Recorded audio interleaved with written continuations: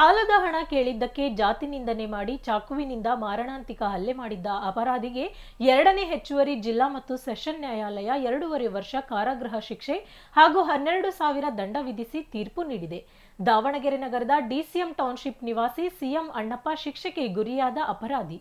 ಹಳೆ ಚಿಕ್ಕನಹಳ್ಳಿ ನಿವಾಸಿ ಜಯರಾಜ ಹಾಗೂ ಸಂತೋಷ್ ಕುಮಾರ್ ಅವರಿಂದ ಅಣ್ಣಪ್ಪ 1 ಲಕ್ಷ ಸಾಲ ಪಡೆದಿದ್ದ.